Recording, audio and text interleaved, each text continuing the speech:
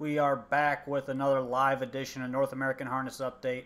Ray is not joining us tonight, so guess what? You're stuck with me, Rod Elms Jr., and Mike Prebozy. Say hi, Mike. Hi, Mike. Not literally.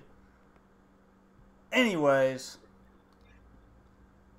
besides Mike's crazy antics, we're going to talk about some horse racing. We've got the London Late Pick4, which is tagged as the NAHU Pick4, starting in race 7. Race 6 just about finished, I believe. Just finished. Just finished. Just finished. We've got the Pick4 from the Meadowlands, 50-cent minimum bet there, and the second edition of the Can-Am Pick4, which is race 10 and race 11 from both the Meadowlands and Woodbine Mohawk Park. So, like I mentioned, Ray is not with us tonight. Are we doing Levies? Are we doing Levies or no? We are going to do Levies. And we also... We might maybe do some overtime with the mandatory payout Woodbine I-5 tomorrow. We'll jump in that if we got some time. And we also got the Pick3 for Sunday from Rosecroft. So we're definitely going to get in on all that action.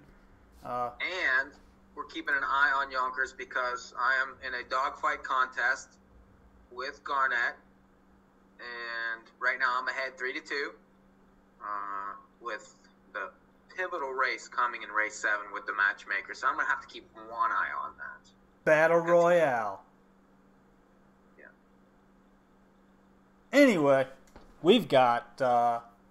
to start the night off, we've got the London Pick4, the NAHU Pick4 at Western Fair. The Raceway Western Fair District starts in race number 7. Before we start that, couple shout-outs. We have to shout out a couple people here. Dan Kahn watching right now.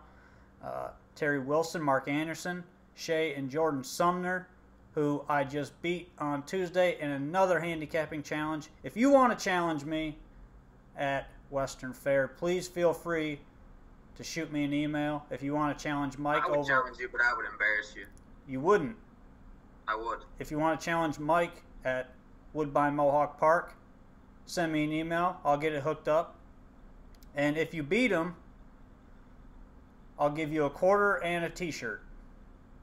Wow. That's pretty good. Yeah. What do I get if I win?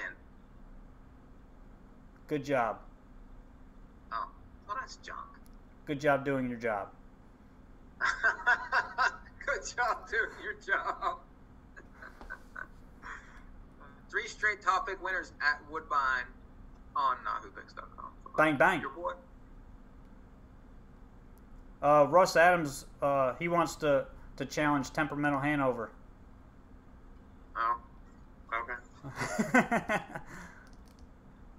Russ always has something to add. Oh, yeah. He should be on here. He should already be on here. I don't know what he's doing.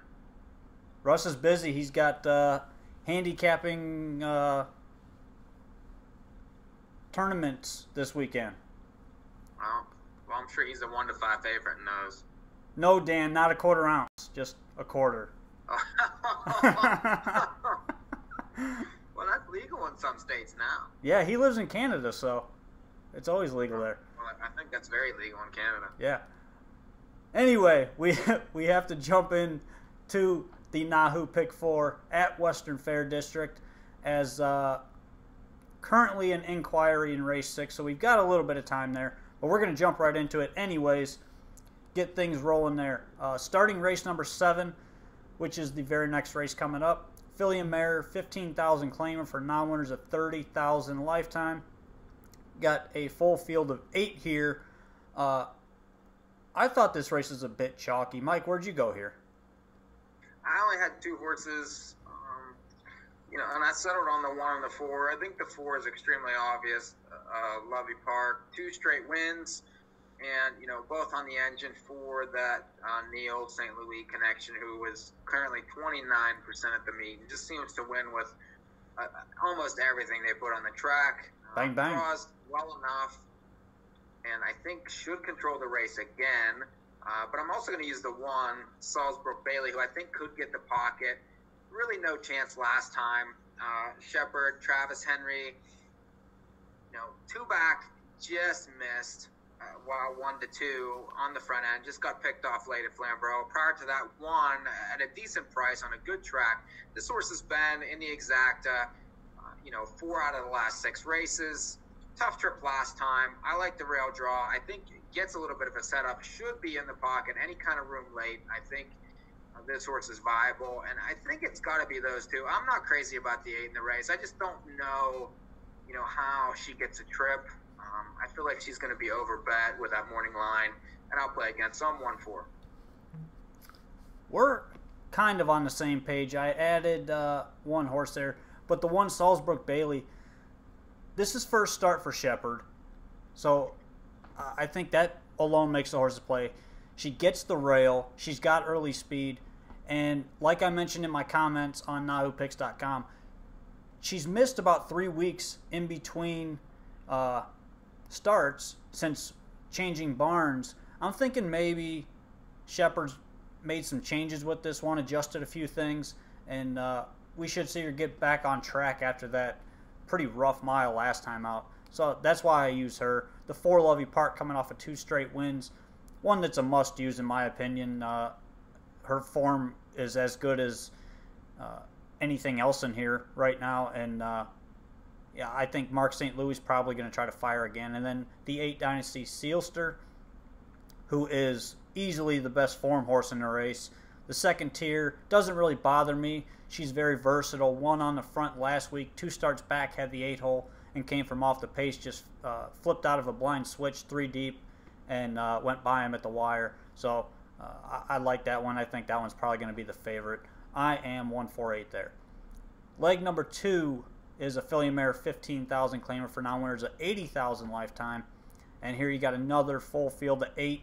I'll start this one off. I thought this was a pretty wide open race, but logical horses here. The 1 Together We Run jumps up in class, but gets the rail, likes to be up close, and from the rail should be looking for that pocket trip following one of the 2 favorites here. I think is a must-use with Colin Kelly and Kyle Boston. That combo has been deadly this year over at the Raceway. The 2 Lady Oxford for Mark St. Louis driving gets another inside post. Has been racing pretty well. Last week had broken equipment the whole way. Got beat by a horse on the lead that didn't give her any room at all. She had no room, just locked in behind her until very late. And I think she plays once again if she can work out a decent trip. And she made about 50 grand last year, so, nothing to sneeze at there. The 3 Large on Legacy coming off of 2 straight wins. Another one that is a play for sure, and with her form right now, it's hard not to have her on the ticket. She's going to be a short price. And then I go way outside to the 7, Friends to the End. She's very hit or miss, but when she gets the right trip, that's when you see her pop. She doesn't win a ton, but if you look, that start 4 starts back at 25-1, she came from dead last in that race to beat horses that are similar to these, and even Falls Creek, who's not even in this race. She's won out of the race, so I think she's definitely a play. The post is a concern, but I'm still going to use, hoping that they go fast up front and she becomes the benefactor of the pace and goes by him again late, similar to what we saw 4 starts back. So I'm 1, 2, 3, 7 there. Mike. Yeah, so I was thinking that it was a very chaotic type race. I thought the 4 raced extremely well last time first up, and even though the horse is over 2 years, could be used. Large on Legacy is usable off those 2 straights, but there are times that this horse can regress off those efforts. The 3 was impeded last time. The 1 has excuses. Apple Tar Hanover is capable off her best, even though it broke at the gate last time. So I just decided, and even the 7, Friends to the End, is a bit, hit and miss, but gets a setup and should be a price. I don't want to take 6 out of 8. I used them all, and I'm going to move on. I didn't expect that. Not from you, Mike. Yeah. Leg number 3 is race number 9. This is a 15,000 claimer for non-winners at 35,000 lifetime. For the boys, another field of 8 here. And you got a really hot horse in Kingston's Bad Boy. Mike, are you going against him? Well, I think that horse is a definite use, but the post could be, an interesting, and, you're losing Harris there also. Despite Young being on, I'm okay with that. But I'm going to use the 2 droppers also. The one, Moises Arts, drops from numbers of 50,000 life into a claimer, draws the rail, and, is a definite use. There's back lines there. That March 4th line certainly fits against these horses. And then the 7, Warwick Toronto, another one that drops out of the, protected races into a claimer. And I think, this might be first-time claimer for this one. Has back lines. If you look back at March 4th, February 25th, this horse was competitive in those races. Maybe not quite fast enough, but, it's always been that and is around at that, upper level. This drop to a claimer can hurt. I'm 178. I thought this race was pretty wide open myself. I'm 5 deep here. The 1, Mossy's Art, I think is a use from the rail. Austin Sorey jumps on and, drops back from the straight condition races down a couple notches here. To start 4 back at this level, finished second by a head, got a 2-hole trip, just didn't get out in time to go by Sportstail, who's the 4 in this race. But raced very well there, and that was the last time this horse was in this race. So I think from the rail, he's definitely a play again. The 2, Art Seeker for the stable, raced bad last week. I'm not sure what happened there. The horse was just awful last time. But the starts 2 and 3 back were very good. This horse has been pretty consistent this year. 6 out of 10 on the board. Has early speed. I think he's in line for a very good trip here. And if he gets the right trip and, he just doesn't go back to what he did last week, he should be right there once again. The 3, Stonebridge Guard, I use for Jackie and Scott Ray. This one's been in really good form lately. Last week, tipped 3 wide on the backside. Finished second to a horse that just kind of drew away from everybody.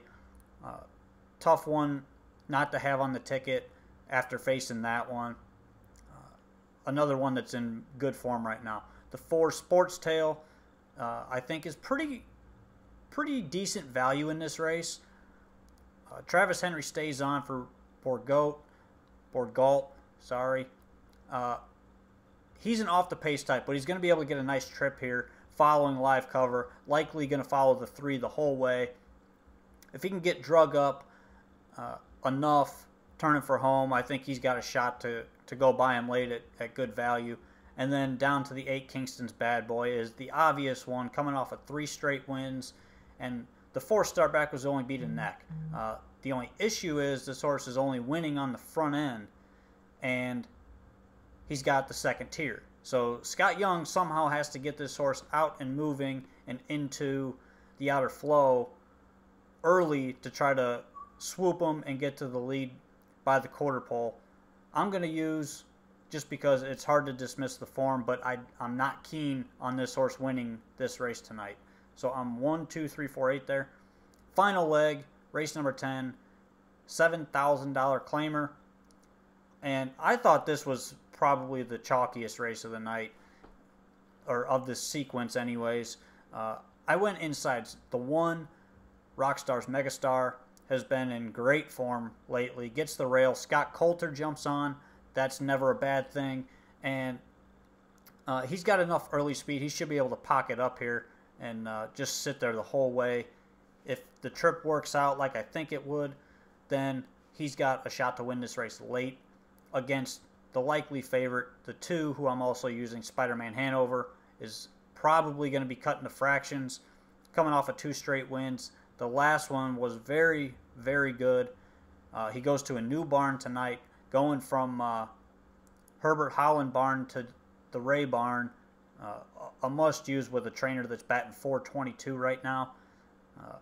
He might even get better tonight off of that last win, and his form is extremely good. That's all I'm using there. 1-2. Mike? I agree with the inside 2 horses. I think they're extremely obvious, but I'm going to use the 4 also. Big is Better, who just missed the nose last time. You know, this horse could get a trip depending on, you know, if the 1 decides to leave or not, in the pocket behind the 2, and that's not a bad place to be, especially if the 2 can gain some separation. You know, that horse is sharp right now, but, you know, going that little bit of extra distance here, a little bit of a tripped out 4 is not such a bad thing, and you're going to get a better price there. So I'm 1-2-4 to finish. All right, Ray does have a ticket. Those of you watching on the video stream can see that ticket. Here's my ticket for 20 cents. 148 with 1237 with 12348 with 12. It's $24. Mike? I have the 1-4 with all, with 178 with 124. It's 28.80, and I'm about to put it in. And Ray's ticket. It is official that I have advanced in the Levy contest. Bang bang.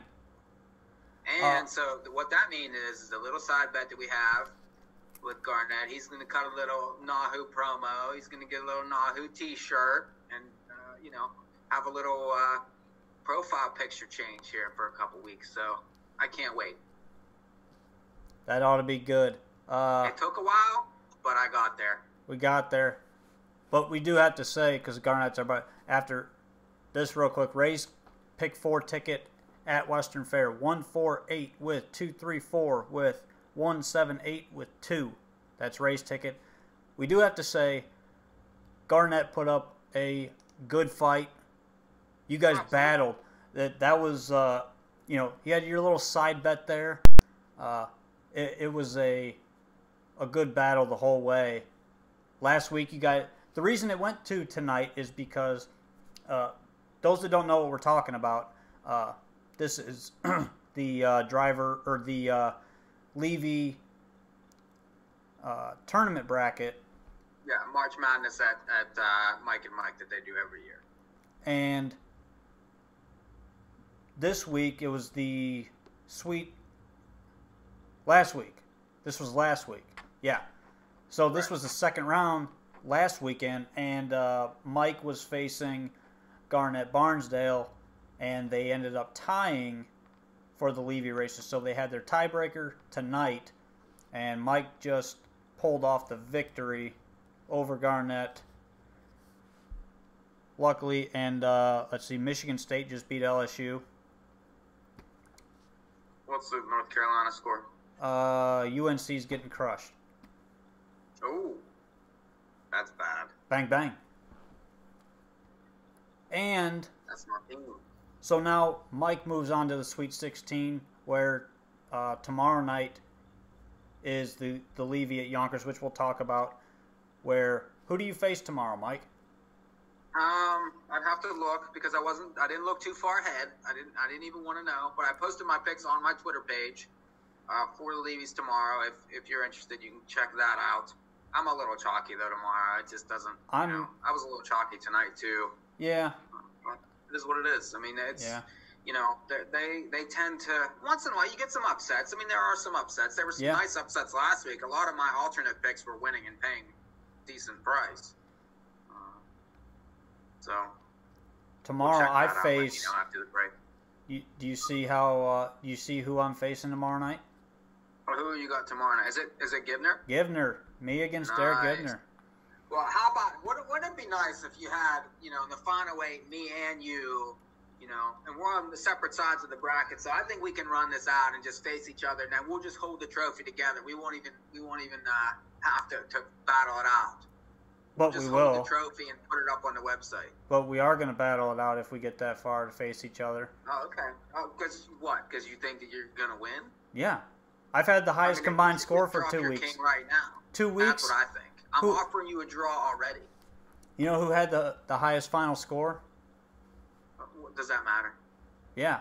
You know who had the most winners? This guy right here. It doesn't matter. It does. Bang, bang. If you win by 1 or by 10, it's an inch or a mile. It doesn't matter because next week's a different week. Sure it it is. Mean nothing. It means nothing. Anyway. London's getting ready to go. You got 15 seconds to post at Western Fair. Let's go to the audio there. I'll turn that up here. Get some sugar. 15 seconds. 10 seconds. We got some rod here too first. Current favorite is the 8 Dynasty Sealster at 7-5, and second choice the 1 Salzbrook Bailey at 9-5. I think we both have them, and then the 4 Lovey Park at 4-1 or 3-1 what currently. A great price on the 4. Yeah, great price on the 4. If you're betting this race 4-1 right now, make sure you get a bet in on Lovey Park real quick. Bang, bang. Here we go. Race 7. Start of the NAHU Pick 4 at Western Fair.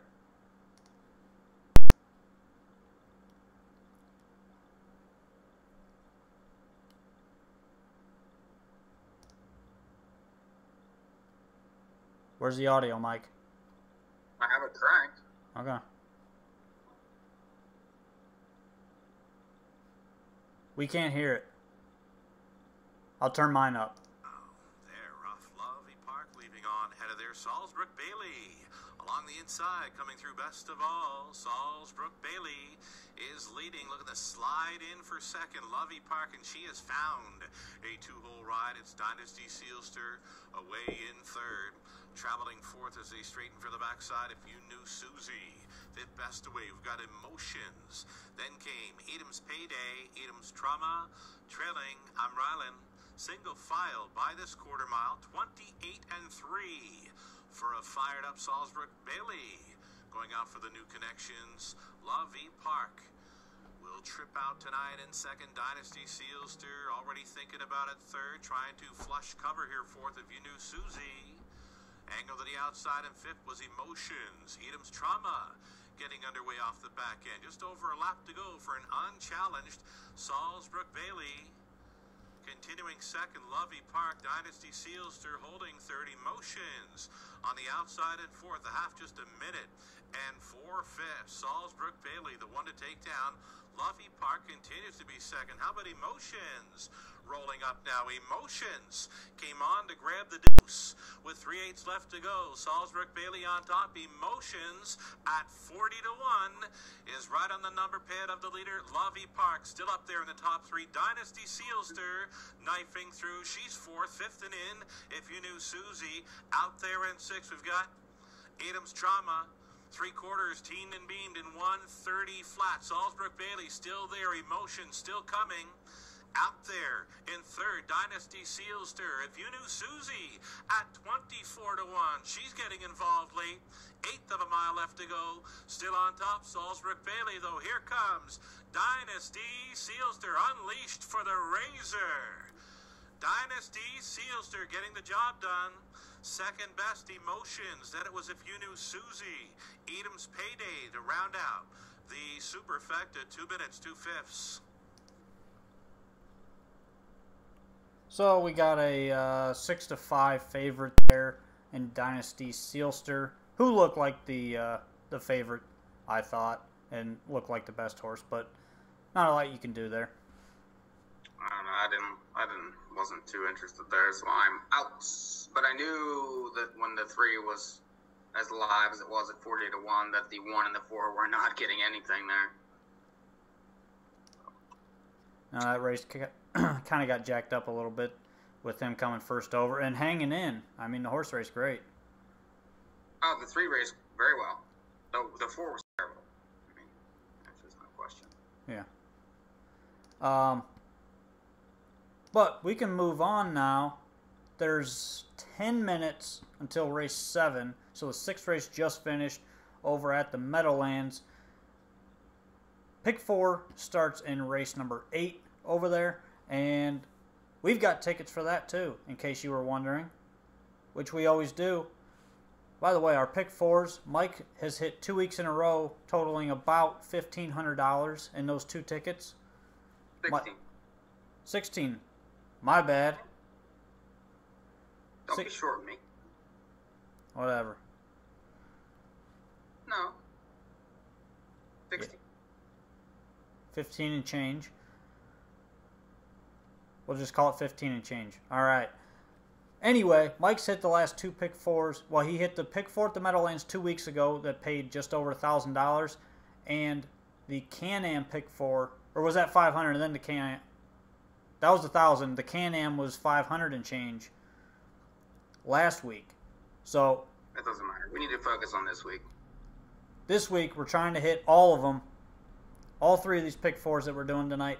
So this is the Meadowlands Pick4 starting in race number 8 as I change graphics here. There we go. Oh, here we go. Race number 8. Non-winners of 4 or 75,000 lifetime. Also eligible non-winners of 5 or 90,000 lifetime. Who are non-winners in their last 3. So here. If you feel like reading the condition, it's about a mile long. Yeah, it's ridiculous, to be honest. I mean, they had to write this race to get these horses in this race. I mean, that's just ridiculous. Oh yeah, non-winners of 3 draw inside as well, which are the 1 and 2.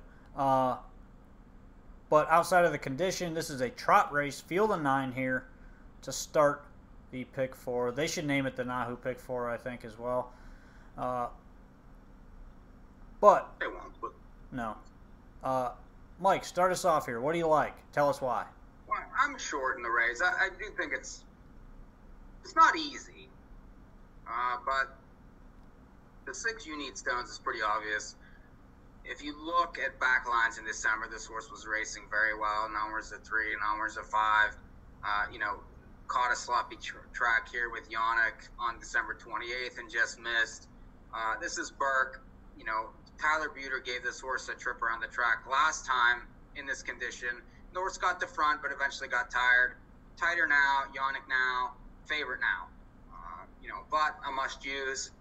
And then the other horse I'm going to use is the 4 Hammer Time, who usually sits in the back and, kind of bides this time and then unleashes a giant kick that's usually sub 28 and, did win on March the 1st, with that technique against these type of horses. Then 6 scratch, was too far back last time and really had no chance whatsoever, but now draws better. I would expect, to be just a hair closer. The key is this horse has to be close at the top of the stretch, and then he's definitely going to be coming to their 1. It's just a matter of, does he run out of racetrack? I think there's others that you can use in the race, but for ticket purposes, I'm 4-6. I'm not using the 6. I went against him here. I didn't like that race. I didn't like the race off the qualifier. He just didn't look. You like the driver change? Well, yeah. I mean, Yannick jumps on, but I just didn't like that race. It wasn't eye-popping to me at all. So I'm going to try to beat him here. The 2 Dover Doney last week, this horse had no chance at all to even get a check.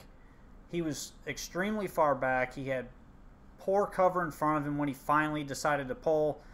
At that point, he just had no prayer at all. And that was a tougher race. It was. It was non-winners of 5,000. But this horse doesn't exactly like to win much. No, but this horse was game 2 starts back, finishing 2nd. Just got beat at the wire there.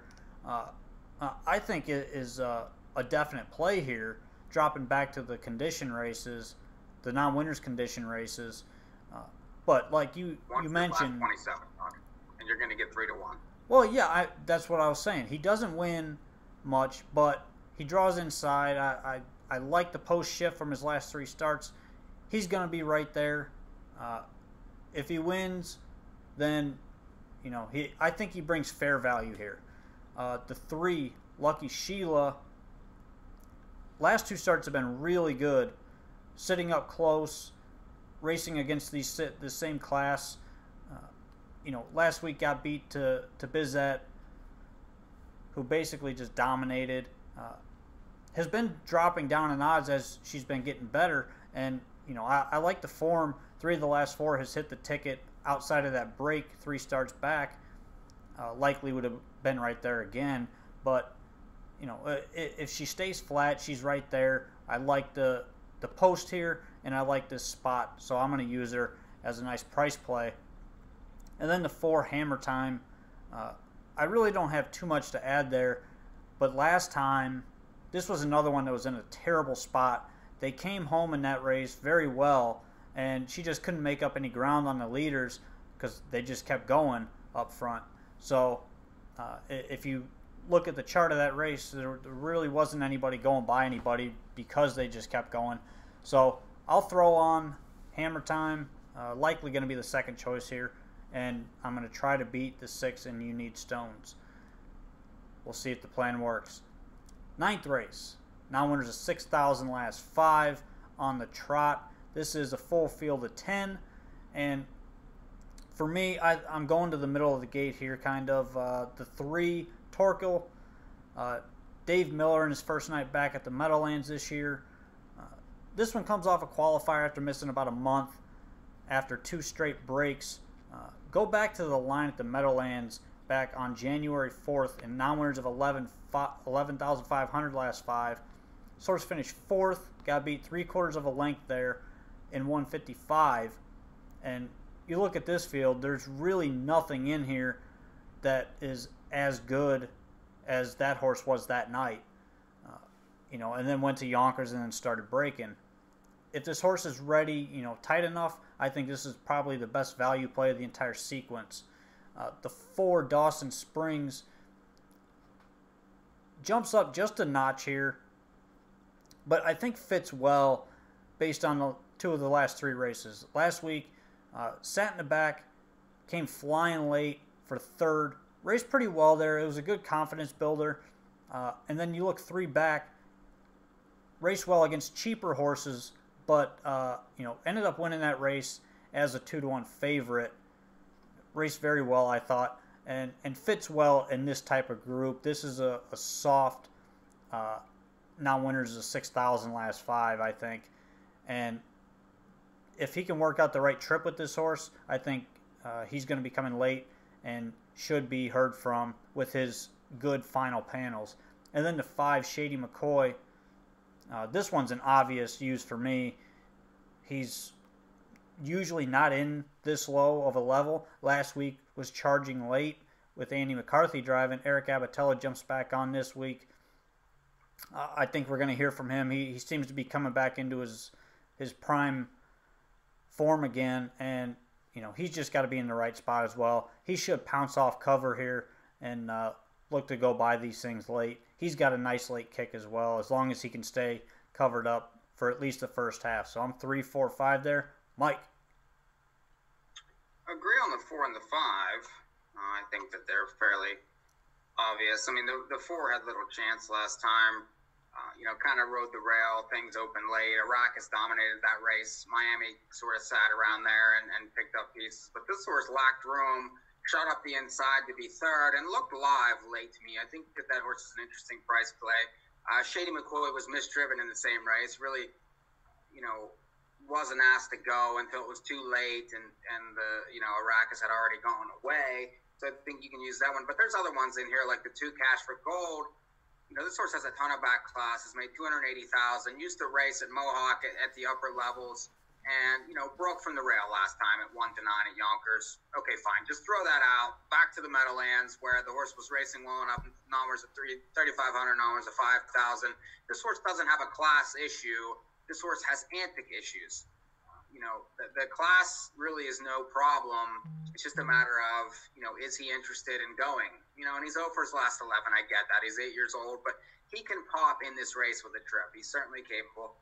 The 1 round time rocker is interesting, dropping from numbers of 8,500. Just won numbers of 3,500 on March 8th with a perfect trip. Last time, really was 68 to 1 in that upper level and wasn't doing anything there. Draws well, and I think will be ignored in Pick4's.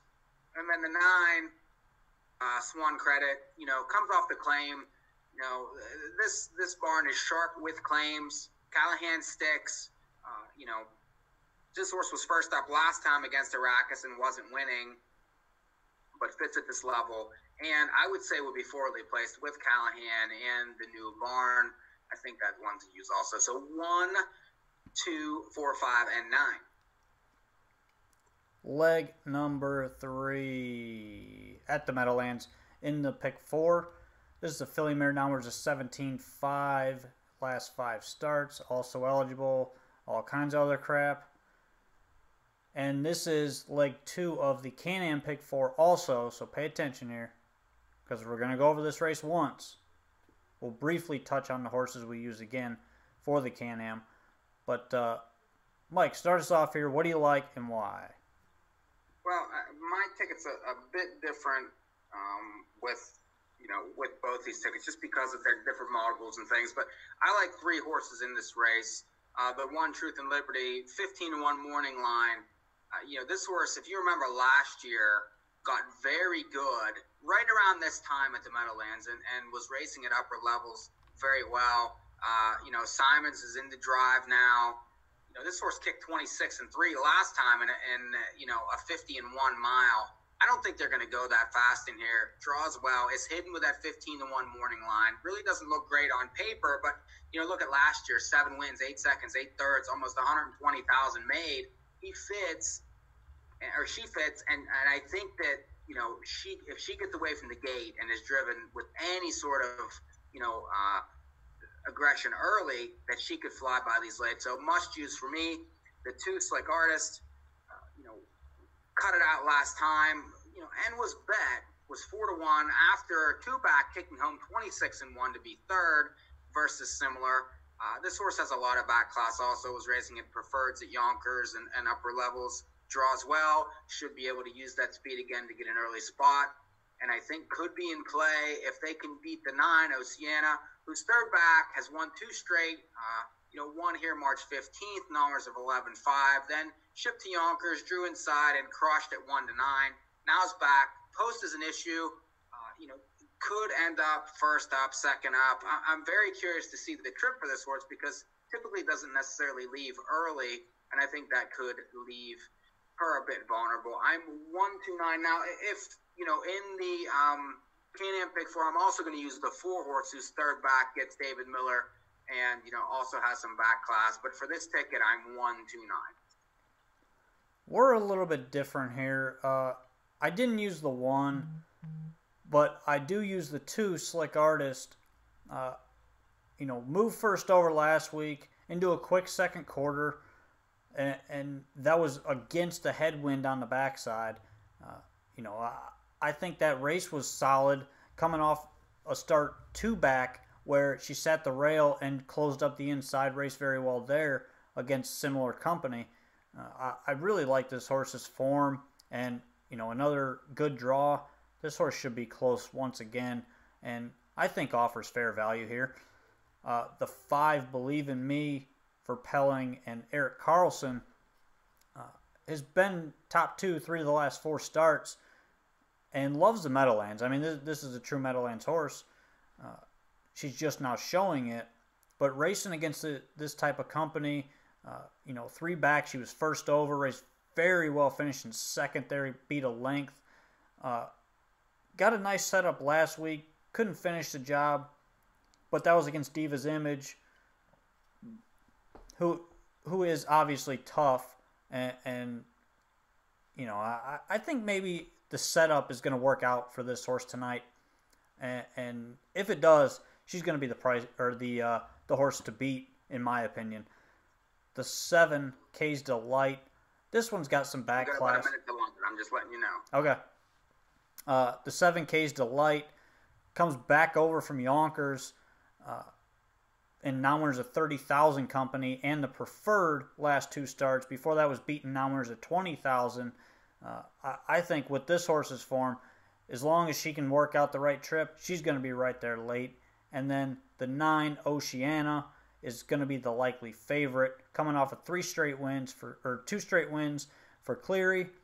And this barn is extremely hot right now, winning 10 out of 22 at the Meadowlands this season. I think the horse has to be played.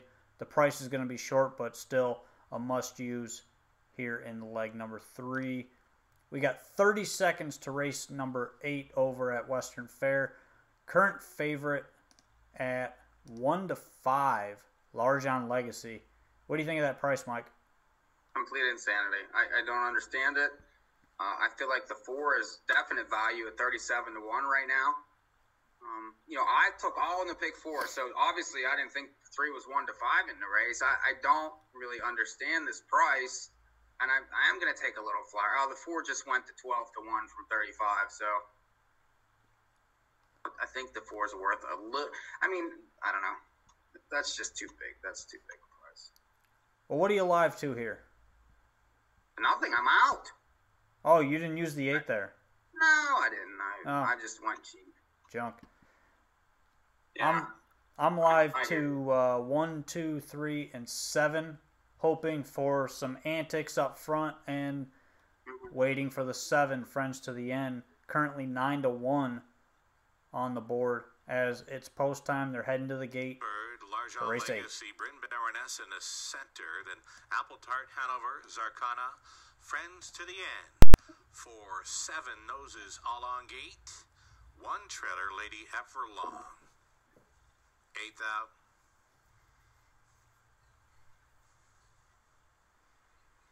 8th race, Pacers, pick up speed. Here they come.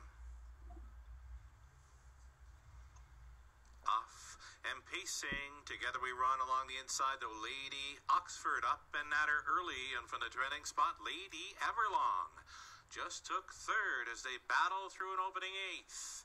Together we run versus Lady Oxford. Together we run wins the early battle here at 7 to 2. Settling down into 2nd was Lady Oxford, gapped off in 3rd. Lady Everlong 4th best away. The 3 to 5 favorite Largent Legacy. Next in line to be 5th, Apple Tart Hanover. Traveling in 6th, we've got Bryn Baroness. The back markers are Friends to the End, Zarkana. 27 and 4 for a fired up Together We Run. Lady Oxford continues to be 2nd. Lady Everlong 3rd. It's a peek to the outside and 4th now for the favorite. Here comes Largent Legacy pulling from the pocket. Lady Oxford out and rolling once again as they pair up by the half-mile marker in 58 and 4. Together we run. And Lady Oxford one more time to battle through turn number 3. Positioned to 2nd over into 4th. Largent Legacy to her left is Lady Everlong setting it up 3rd over Bryn Baroness. It's a buried 6th for Apple Tart Hanover. Friends to the End. She's 7th, though not out of it. Together we run, finding another gear. Together we run is back on top by a full length. Holding 2nd on the outside is Lady Oxford. Lady Everlong is 3rd, still waiting on Largent Legacy out there in 4th. Still a buried 5th for Apple Tart Hanover. 3/4 up in 127 and 3. Together we run, going a big one. Angled 3 deep for the drive home. Here comes Largent Legacy sticking around. Lady Oxford down the stretch they come. Together we run. Largent Legacy trying for the cleanup. Largent Legacy or Together we run on the line together. Finishing 3rd was Lady Oxford. 4 across for 4th. 157 and 4. Tight finish there in race number 8. I think the 3 got it. I think he did 3 too. looks like he got up. It was close. Inside does get an advantage there, but I think the 3 got there. Yeah, I do too. So it's looking like 3, 1, 2, something for 4th. The 4 was just too far back. Yeah, the 7 had too much ground to make up. I mean, the setup was right until Lady Oxford pulled the pocket. That kind of messed everything up for the 7 there. He ended up 4th over. The 3 was best again. I mean, I just didn't have a great opinion of that one, and whatever. 3 in a row, and good for that one. Yeah, 3, 1, 2, 7, which was my top 4, the 4 horses I used. Bang, bang. I don't think I'd bang too hard. No. Soft bang. Yeah. Anyway, we got to get back to the Meadowlands here. How much time we got? Well, they just finished the 7th. Okay. So. All right, so the 7th race just finished at the Meadowlands. We are still talking pick 4. We're on to the final leg of this pick 4 at the Meadowlands. It's a non-winners of 12,500 last 5 on the trot. also eligible, a million other classes, and you've got another field of 10 here. And Mike, start us off. What do you like? Okay, so I thought this race was fairly, formful here. I like the 3 Latin that, was very good. 3 back and 4 back raced well. Then ran in that 2 a.m. race where the front end was ridiculous that night and really had no shot. They were entered in the preferred against Charlie Sutton on March 22nd and scratched sick. This horse draws well, gets a little bit of a drop, and I think should be live in the race, and I think you'll get a little bit of a price because of that 6 scratch and that, 2 back line, which is, not as bad as it seems on paper. I think, there's a lot of horses that lack recency in here, and this horse is not one of them. So, horses like the 2, the 4 have been laid up. The 5 should have won last week and didn't. So, on that recency, despite that 6 scratch, I am going to use the 3. The 7, Recita, looms large here, dropping out of preferreds, had been racing. We talked about this horse last week. Another one that was against the bias on March 15th. Usually comes home sub 28 and just needs to be respected. Now David Miller's back and he drives the horse. I would expect chalky odds here. And then I'm going to use the 10 Golden Sun, who, raced pretty well from the rail, was bet in that tag up and go race at Pocono. That horse is very sharp for Burke since he got that horse. And prior to that, if you look back at the lines back in July and August, this horse was racing numbers at 10,000, numbers at 14,000 at Philly and crushing fields.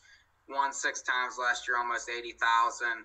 Got the Tightener last time. I like that Marcus jumps on this horse. And another one I think that's going to be hidden because of the post and things. So 3, 7, 10 there. We're very similar here. Basically the same opinion as you. The 3 Zlatan comes off the scratch. But again, that was against way tougher than these. He had no shot in that race anyways. But you look back, this horse is closing in 28 and 27 the last 3 starts. Showing good form. Raced against tougher the last time. Had no shot there really. Just sat in against 2 a.m. And the start that was most impressive to me was the one 2 back at this same level. Now we're at 12,000. He come home in 27 and 2, got away towards the back, sat there. They didn't really go much up front, and he still closed into him and almost got there. Only got beat a length, finishing second. I really like the horse's form, and the class drop back to a level where he's very competitive at, I think, is key here. A must play for me. And then the 7 Reseda, another one. She's been off form, or he's been off form a little bit, but this is the softest level he's seen in a long time, to be honest. Back in February, beat numbers of 15,000 before having to move up to the preferred because he had won. That was his 3rd win in a row. He beat, I believe it was like numbers of 7,500, then beat this level, then beat the numbers of 15,000. It's hard to knock his form. I mean, outside of that, racing against the preferred, that is what it is. So with the class drop, I think he's a must play, and Dave Miller jumps on. Like I mentioned, it's his first night back at the Meadowlands this year. A must use, likely favorite here. If you're going to use a price shot, I agree on the 10 Golden Sun being second start back. From the 10 hole, that's the only concern. But he does have early speed and could be used here. And maybe even the 2, if not, why not? He shows some decent miles back in December here. I think he might need a start. The qualifiers weren't that great. But, I would still give the horse a look if you can afford it on your... Sounds like the racetrack. There's no question about it. Yeah, I mean, give the horse a look. If you can afford to throw him on your ticket, do it. If not, here's my ticket. At the Meadowlands, this is the Pick4. Meadowlands Pick4 starting right now, race 8. My ticket goes as follows: 2, 3, 4 with 3, 4, 5 with 2, 5, 7, 9 with 3, 7. It's $36. Mike, give it out.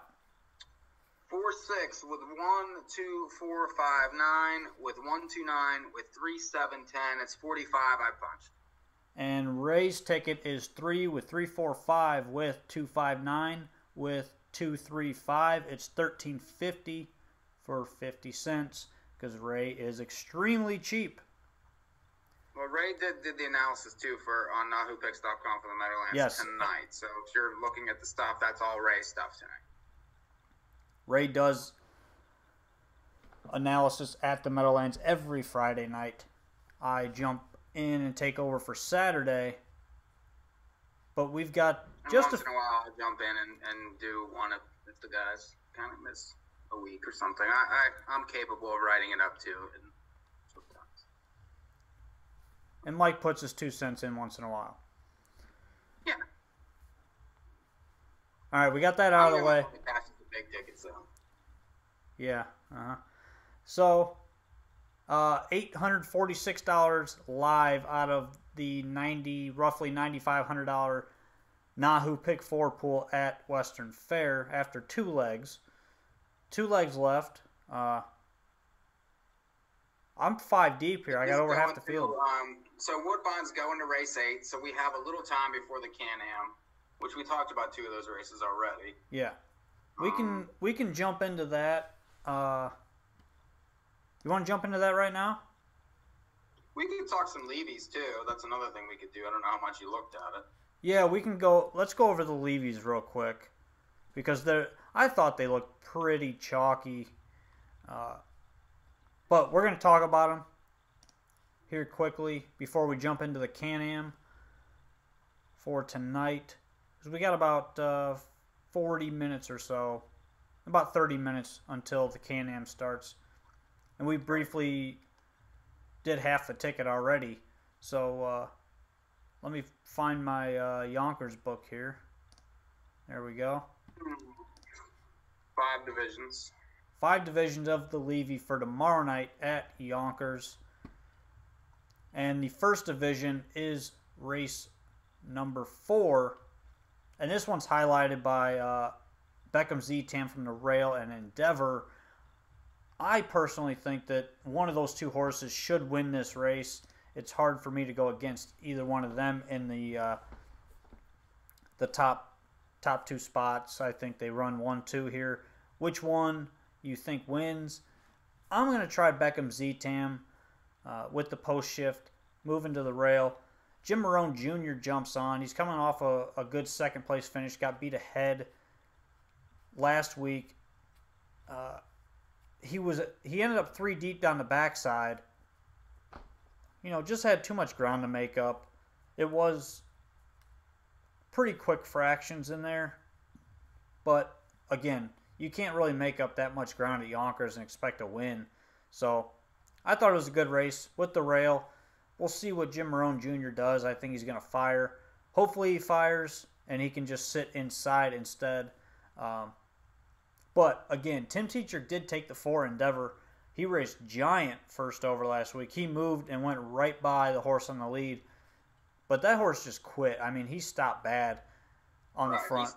He made the perfect move in the race that basically left no one with any other chance. I mean, that was, it was a perfect drive. There's no question about it. Yeah. I mean, it ended up setting up perfectly with the horse on the lead stopping down the backside.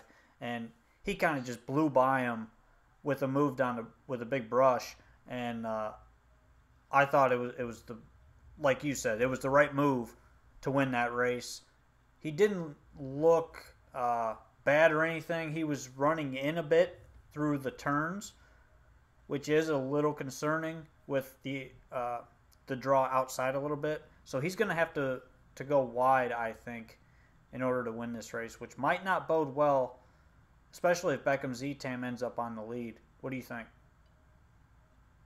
Agree on Beckham Z-Tam. The thing that what I'm going to say different than you said is the horse did not look comfortable March 16th. Okay, was 2 to 5. was in the right spot, but just wasn't really getting around the turns right, wasn't really looking like himself. And last week I thought was much more like himself, but had a way worse trip and just got picked off in the last, 2 steps. But I liked the race. I liked the draw here. I like his class. And I feel like that maybe he's got this place figured out now. I like the fact that he's back in again here too. This is going to be his best chance. And I don't think Endeavor's going to get everything set up exactly the way he wants it again. He could, but he's a very much a one-punch type horse. If and he's going to be over bet. So I'm 1-4. We're basically the same there in that front leg of the Levy. The second division is race number 5, and here you've got another full field of 8. There are 5 divisions tomorrow night. Another race. I thought this race was pretty chalky again. Rodeo Rock has been just awesome recently. The Cleary Barn is winning at 23%. It's hard to knock this horse right now. I don't see him getting beat here. Do you? Actually, I picked a different horse. I went to Western Fame just because, I thought he was driven a little bit conservatively last time in the sense that he thought he had it, and then, he got snuck up on with J.J. Flynn, and he lost. I mean, maybe he bounced just a hair off that 51-1 on March 16th. But look at the 2 races, 51-1, 51-4. That's light years faster than anything here. Rodeo Rock got a perfect trip 2 back, and, he was on cover again. Now, he looked better, I thought, last week, and, was a little more dominant. But this horse needs things to break his way, and the inside post isn't necessarily going to help him whatsoever. And again, I think he's overbet. I feel like that they have to beat Western Fame, who is the best horse in the race, and could be set for a little bit better effort coming off of last week's regression. I was 5 and then 1. Going for a little bit of value there. Third division. Somewhere in LA will be good in there too, but Yeah, he definitely plays. Third division is race number 8, and got the horse you just brought up that beat Western Fame, J.J. Flynn from the rail this week. This is another race. Looks chalky. Do you think you can beat him? Not really, because this is the easiest division I've seen so far. You got a lot of horses that are fringe players. Bellows Binge has been sitting the row every week. Always at My Place has been terrible so far for Burke. Lion Steel hasn't been close. Control Tower had a perfect trip last time to be second. This Sam's a Champ, has been bet 2 in a row and basically not been up to this level. Then you have the 2 outside horses that really don't even belong in the race. So, maybe Rock the Knight has been just okay, but he was 126 to 1 and 43 to 1 in his last 2 races. Now he's in the 7 hole. So, I thought the move by J.J. Flynn last time was impressive. I mean, the horse was perfectly driven. Now, Brennan ends up on Burke's horse, but, that's just, a barn play. Tetrick's here. This horse is sharp, and, the price is going to stink, but he's 6 for 8 so far this year. I didn't mind this horse last week, and I think he's going to be extremely difficult to beat this week. Yeah, short price here. He's got the rail. He's got early speed. He's going to be going. It's tough to go against him as good as he's been. And, if you go back to those Dover lines, he's, showing nothing but front end over there. His 2 starts here, he didn't leave. So, you expect Timmy to be firing with this horse tomorrow, and he's not taking any prisoners. The other one I wouldn't either. Yeah, he's going right to the point. I could see the 2 getting a piece just because of the post. Yeah, he's going to get the trip. Yeah, he's going to get a trip in the race. I just could see the 2 for. If you're looking for an alternative, I prefer the 2 to anything else. The other horse I think that has a shot, Control Tower, was in against Endeavor last week, and Endeavor got clear of everybody before anybody else can Right. make a move. So this horse ended up being first over down the backside by himself, and he was game. He hung in for a good second place finish there. I thought he was just okay. Like, he made no impression late whatsoever. Well, I mean, it was tough because it came the last half in 55-3 in the race. Yeah, I mean, I get it. I hear you. I think he's a good play to throw on. If you want to throw him on top in a couple of your tickets, just in case. If you're trying to beat J.J. Flynn, I think that's the horse you use to try to beat him with. The next division is the 4th division, race number 9. For me in this race, I like Anything for Love a little bit, just because he got the rail. But this is the horse we've been mentioning that stopped last week. He's going to be on the front, so you can try to beat him if you want. Mike, do you try to beat him? I did. I went to the 2 more the better. I really liked this horse's race. March 16th was first up in a tough spot and finished well, and I thought regressed a bit, was in the wrong spot last time, and ended up against Rodeo Rock, and this is an easier spot, I feel, than that one was. Draws well again. I would think should get a little bit of a trip again. Scott's driven this horse, both times it's been here. So, and he, doesn't have a ton of draws necessarily, but he's there for this one. I like this one quite a bit in here. I think that, that's a bounce back. The other one I think is interesting is the 4, who's a Burke horse that, has kind of, had tough trips. I mean, was first up 2 back and then was outside again last time, still kicked 27-3. And that's somewhere in LA race where those 2 raced right around the track, 1-2, and finished that way. This horse draws okay. You're getting a little bit of a price, and I think is a little bit of an alternative to the 2. I don't want anything to do with the 1 after last week, and he might beat me, and that's fine, but I did not like that at all. I agree. I think the 2 more the better is the horse to bet here, with the inside draw again. Raced well last week. I really like the spot. This is the race that looks like his race to lose, in my opinion. I really don't have anything else to add in there. Going to the gate at the Meadowlands, about 30 seconds away from London. Where are we going here? Going to Meadowlands? We've got, you can throw up, let's see, we got Meadowlands first leg. We'll go ahead and go to the Meadowlands. They're starting first, I think. They are. All right, here they go. This is leg 1 at the Meadowlands. Bozich, I'll answer your question in a second.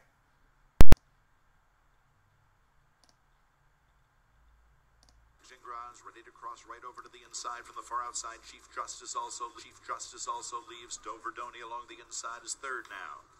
Don't forget Master comes away trotting in 4th with Lucky Sheila in 5th. At the inside, Hammer Time is 6th. Then it's a length back to Max Volo 7th, followed up by Final Dream in 8th, and La Sedita Lady is the trailer.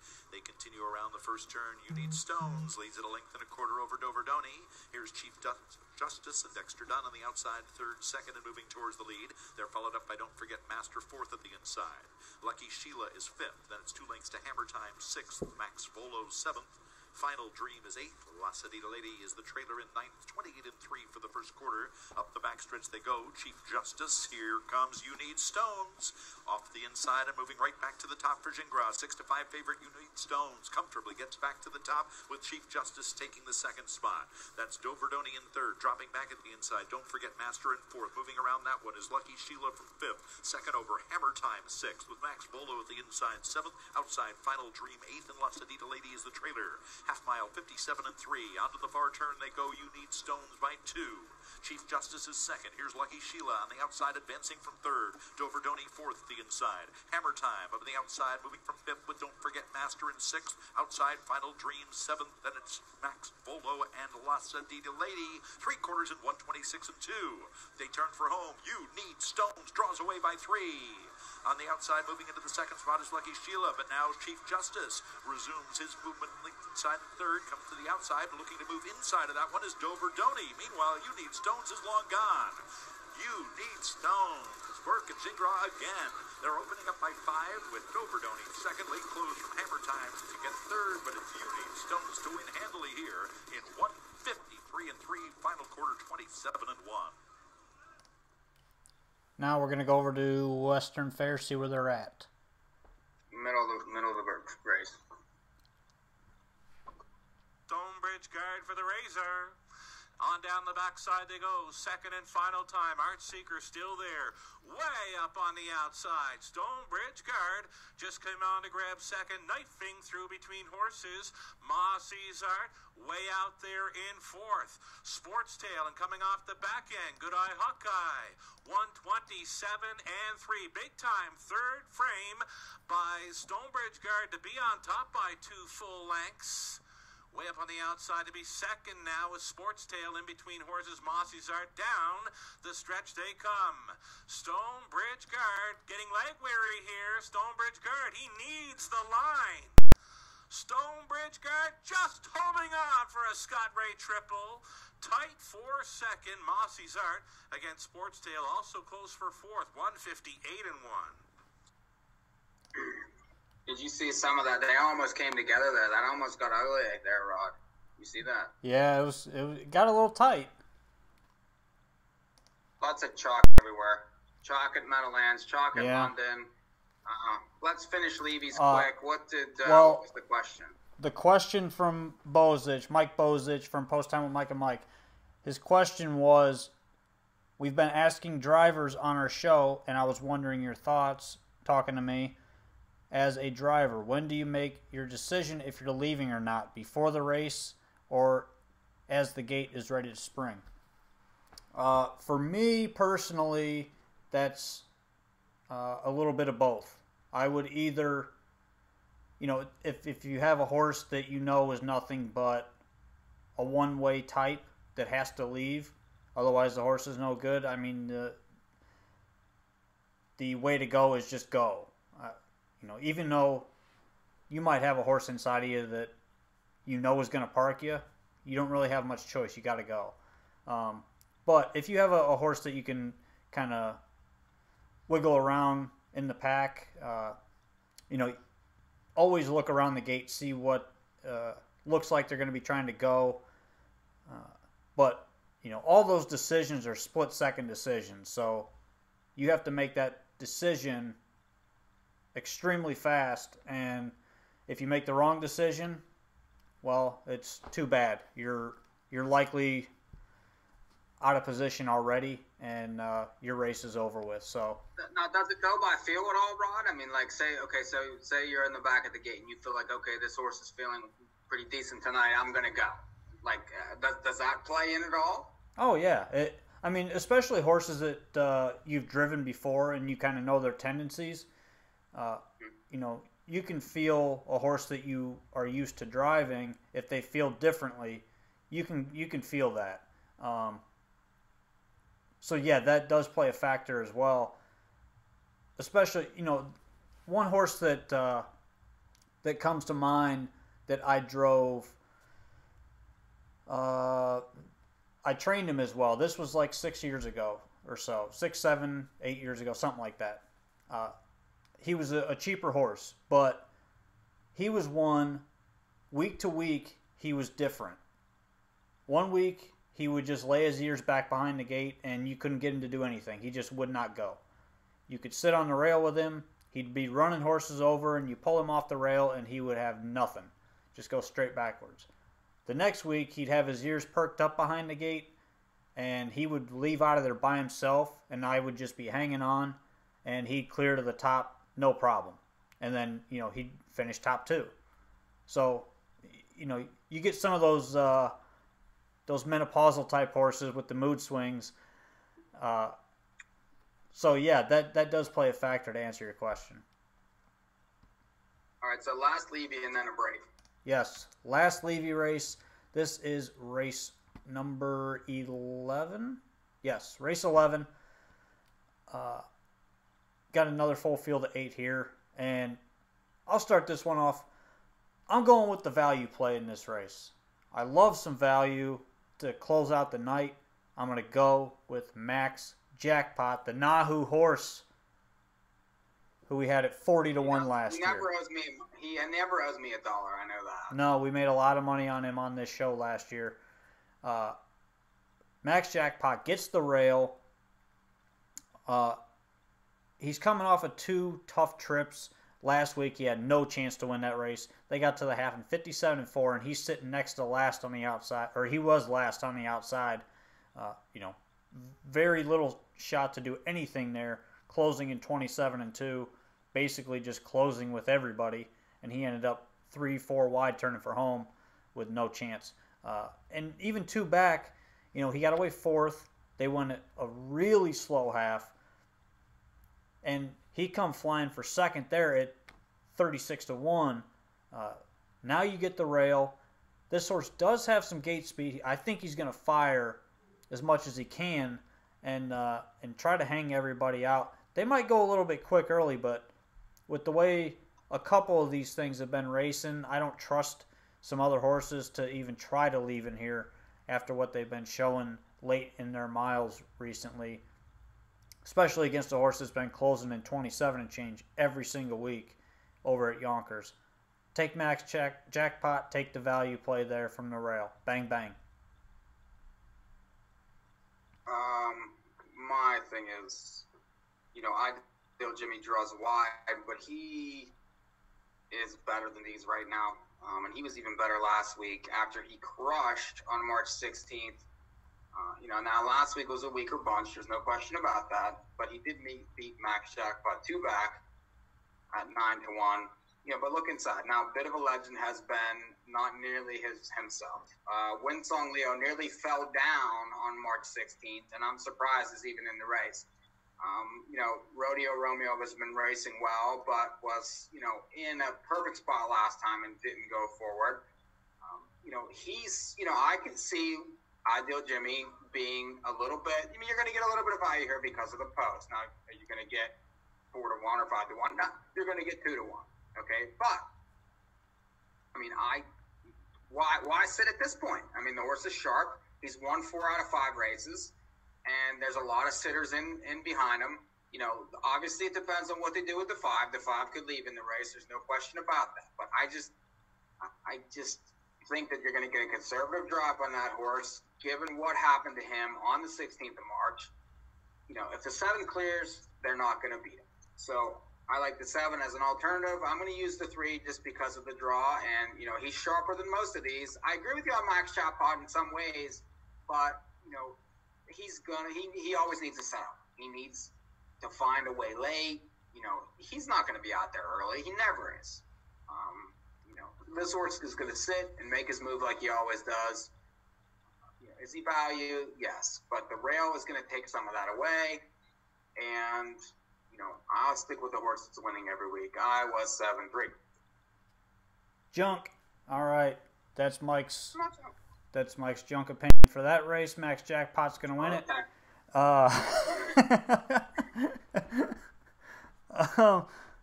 So we got a follow-up question for the last question. Can you tell from how a horse is scoring down as a driver how he feels? Yes, you can. Some horses, like I mentioned before, some horses have distinct characteristics about them that you can tell when they're on or off their game in the post parade. Some of them won't show any other different characteristics. They just go out, they do their thing, and they're either good, the same, or bad. And that could be either one of those every week. But to answer the question, yes, it's very dependent on the horse, and I think as long as you can kind of get that feel, it takes some getting used to.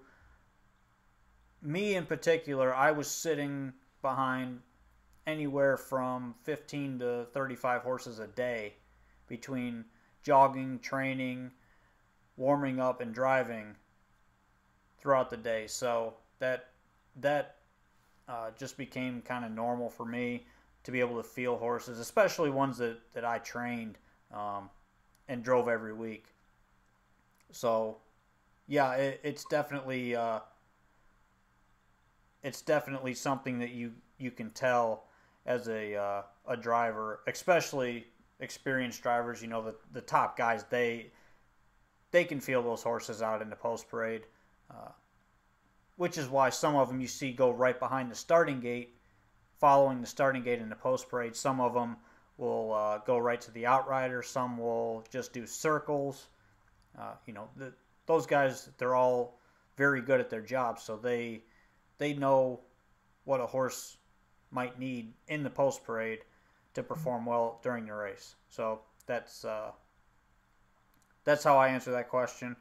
But we're going to go to break. Hour number 2, the last 45 minutes are going to be on SRN1. Tune in there, 148.ca/1, and we will be back with more North American Harness Update right after this.